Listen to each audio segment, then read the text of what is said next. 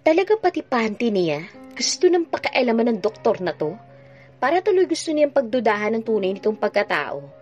Hindi siguro magawa sa sarili kaya sa kanya gustong ipasuot yung mga bagay na hindi nito masuot-suot. Ano bang masama sa makukulay na underwear? At least, maging masaya man lang siya kahit sa underwear man lang niya. Bigla siyang natigilan. Paano nga palang nalaman ng lalaking yun ng mga makukulay ang underwear niya? Kinatok niya ito sa kwarto. Yes? Tanong nito nang pagbuksan siya ng pinto. Don't tell me sinisilipan mo ako. Kaya alam mo mga kulay ng underwear ko? Akusa nito. Manyak! Tinuktukan siya nito. Uy, hindi ako manyak. Huwag mo kong ipapari sa asawa mong manyakis. Huwag mong matatawag na manyakis si Leon. Hindi siya manyakis, no? Depensa niya rito. Ah, talaga? Hindi manyakis ang asawa mo? Anong tawag mo sa kanya? Killer? Galit na tanong nito sa kanya. Natigilan siya.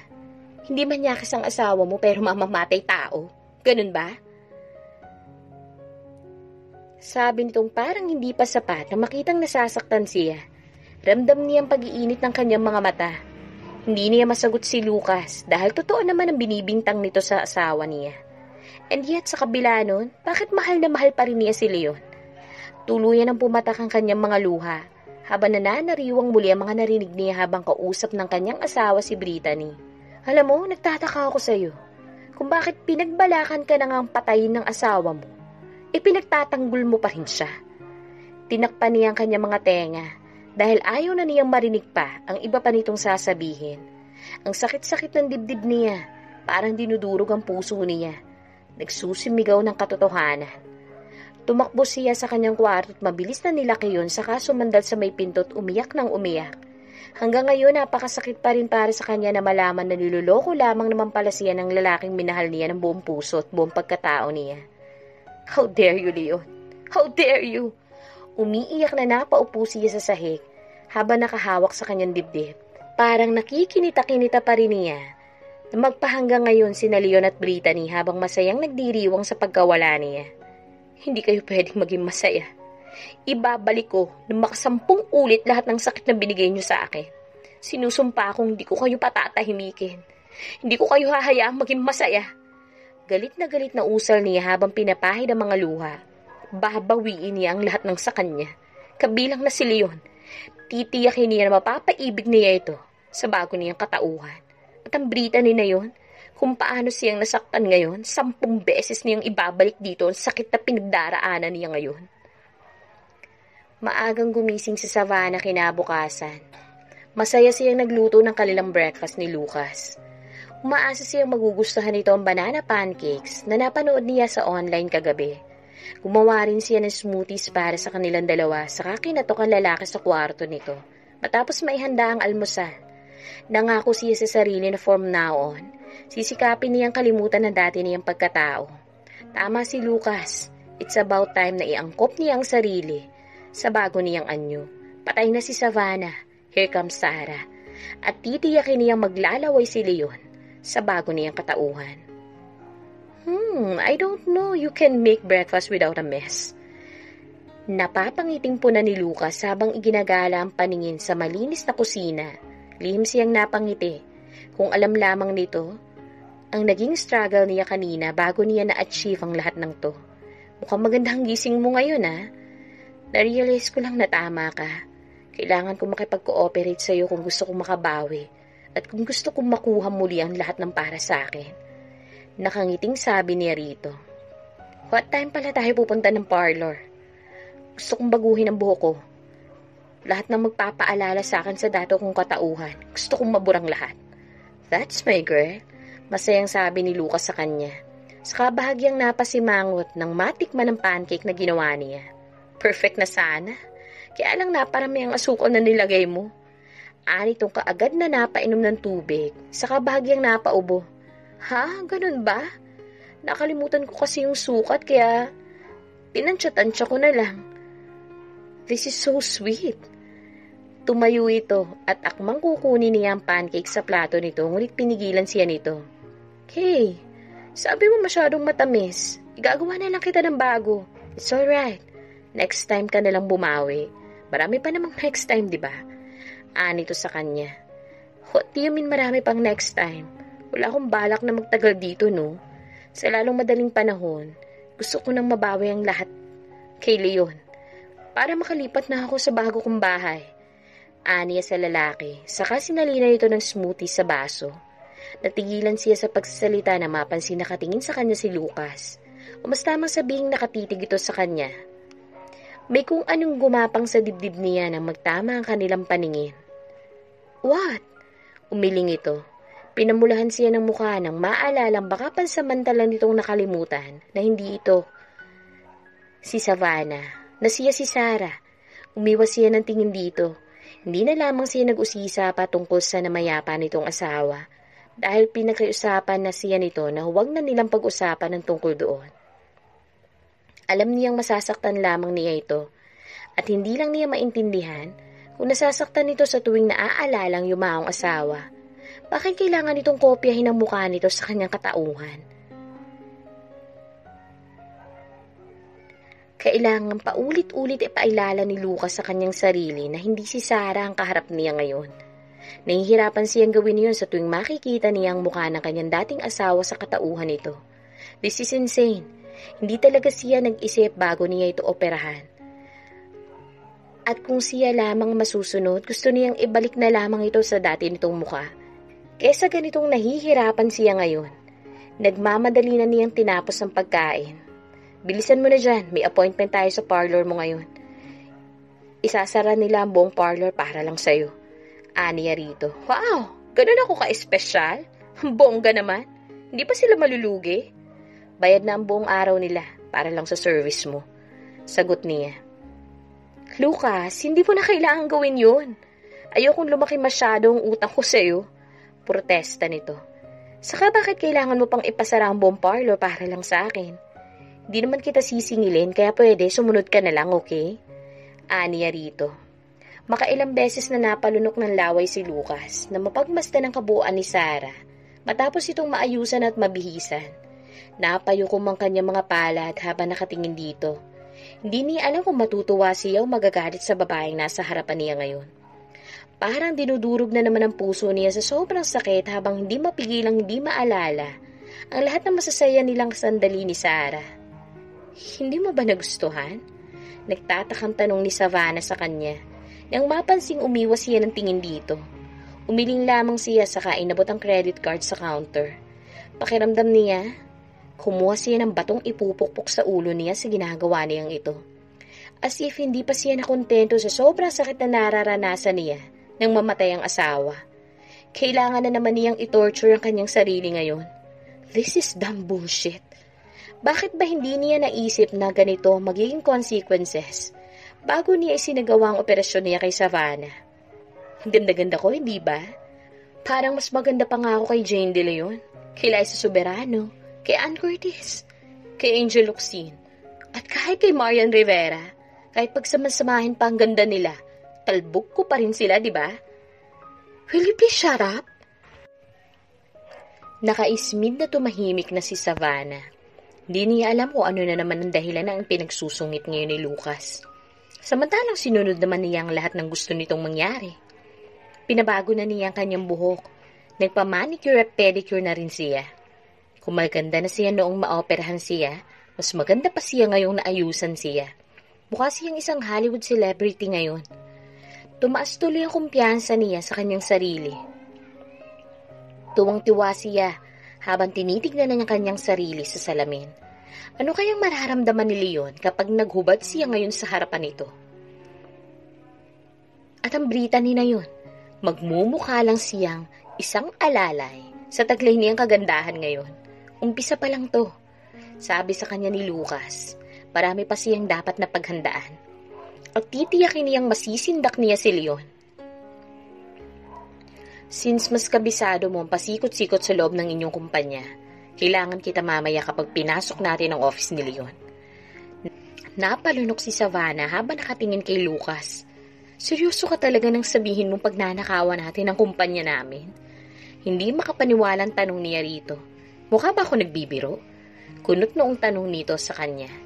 Hindi niya alam kung sasang-ayon ba siya sa binabalak nito Ngunit kapag naisip niya ang lahat ng ginawa sa kanya ni Leon at ni Brittany, parang napapapayag na rin siyang gawin niyon.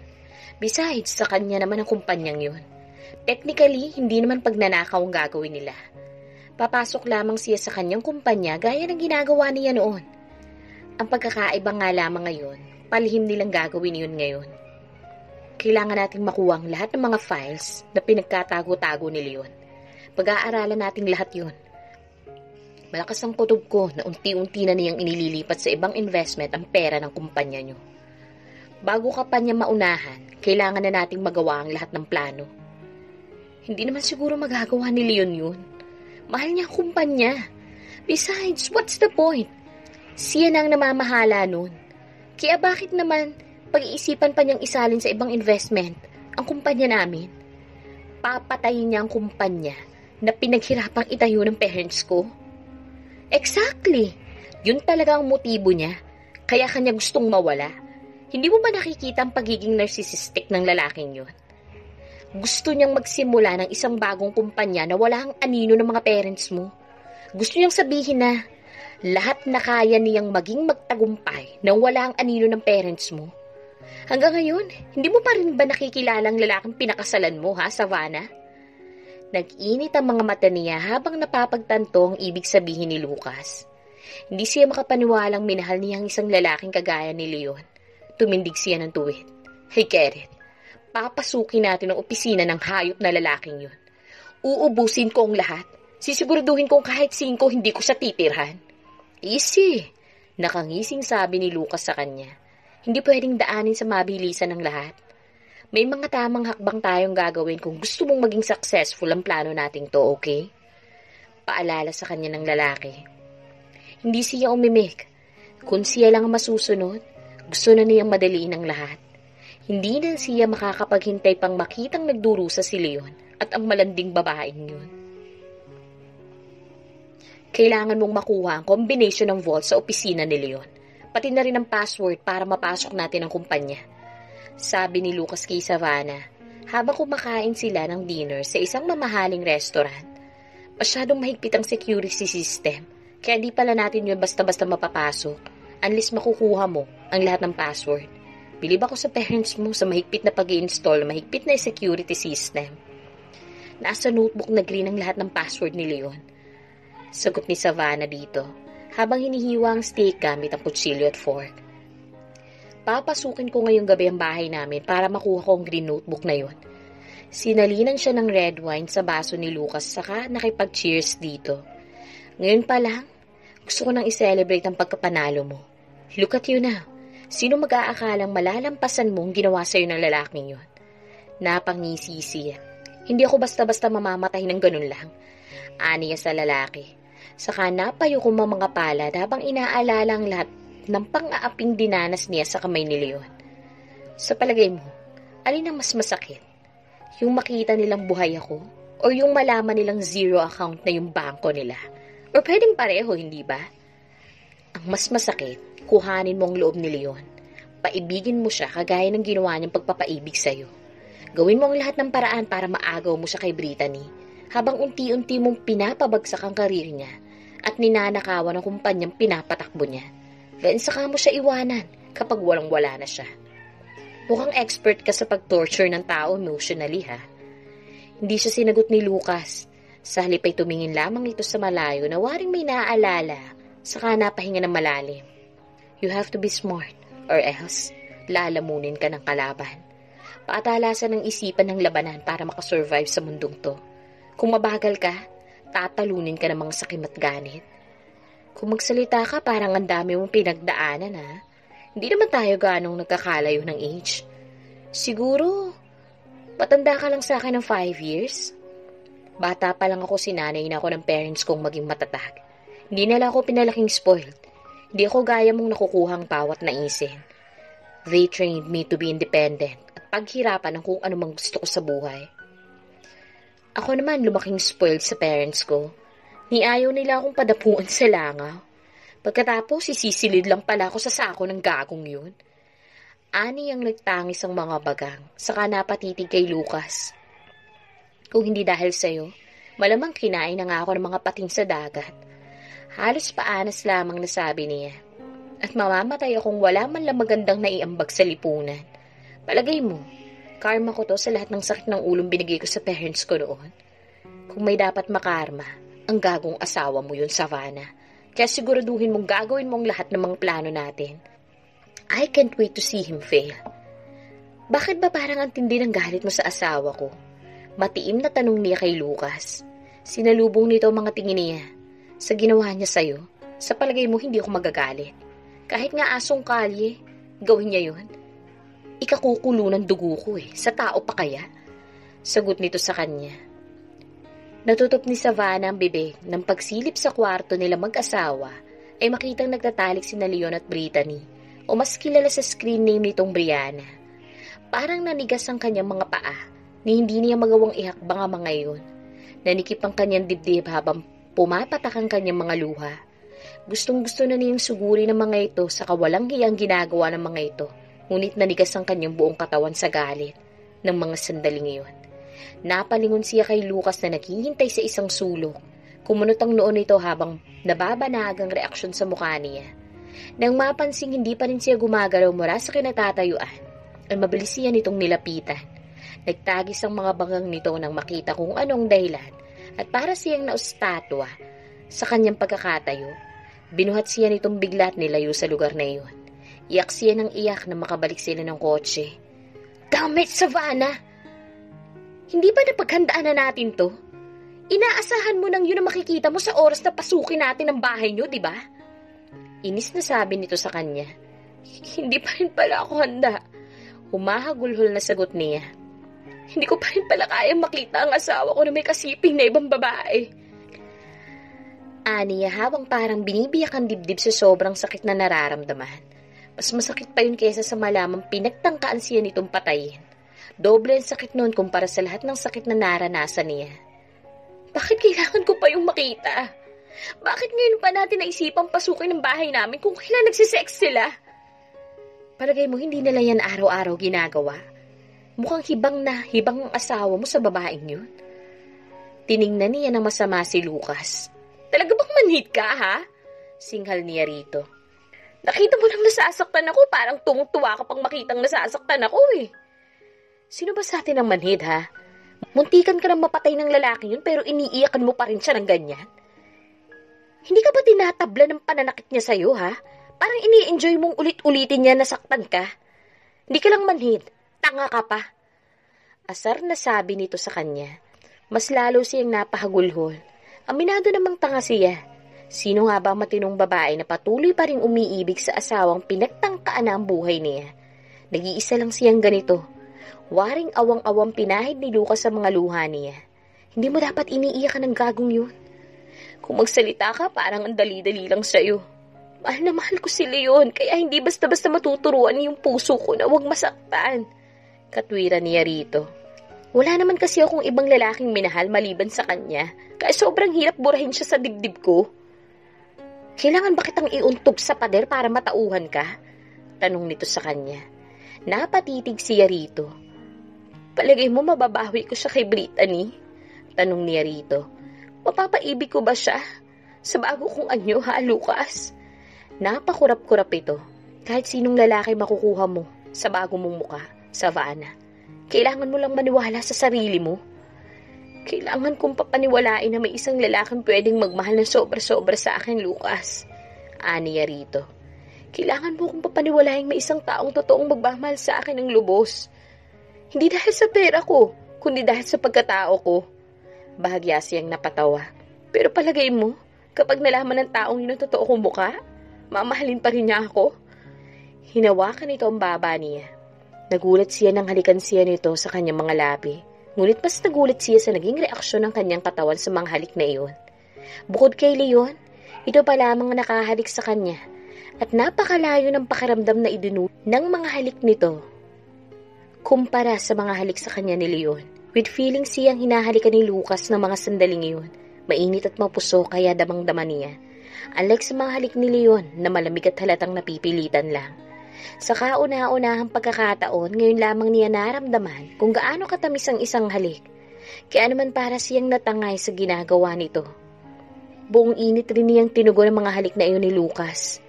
Napapikit pa siya ni sa panaginip. Di niya inaasahang mag-e-enjoy siya ng ganito sa halik ng ibang lalaki. Para siyang dinadala sa ibang dimensyon ng mga sandaling iyon, kung kaya't nabigla siya nang bigla siyang itulak palayo ni Lucas. I'm sorry, hinihingal na sabi nito sa kanya, saka huminga ng malalim. Gusto ko lang ipaalala sa iyo na very desirable ka ngayon. Kaya pwede ba, alisin mo na yung pagdududa sa utak mo. Hinalikan mo ba ako bilang si Savannah? O dahil naiisip mo ang asawa mo sa akin? Halos paanas lamang na tanong niya rito. Ilang beses ko bang kailangan ipakiusap sa'yo na ayokong pinag-uusapan natin ang asawa ko?